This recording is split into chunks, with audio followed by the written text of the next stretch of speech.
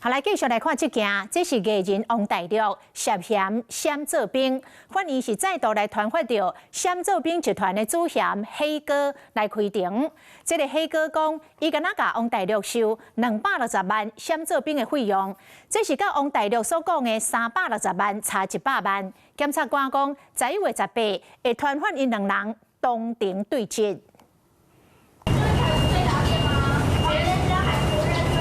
穿浅色的恤子，伫无碗挂嘴暗，搁伫咧做兵的艺人王大陆，伫律师团陪同，搁一摆行入法院。想问你做这个很久了吗？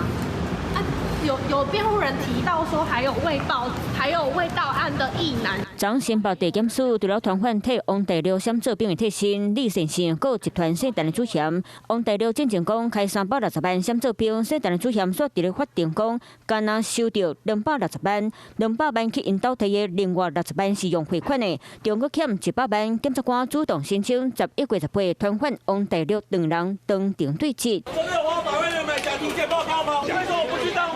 王大陆当时找到社团的主嫌姓林义，佮对伊讲真侪心内话。根据平面媒体透露，王大陆讲家己有合约去做兵，会了真侪赔偿金，而且人无伫咧国外，需要人头看诊。社团的主嫌就大嘴开出价。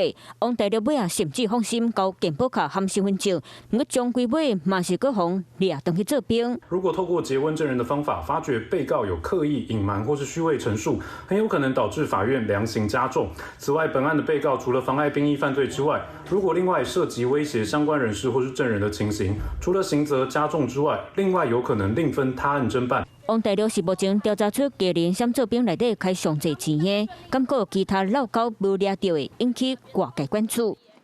Hello， 我是张新文。想要抢先掌握最及时的新闻资讯吗？赶快订阅、按赞、开启小铃铛，锁定华视新闻 YouTube 频道。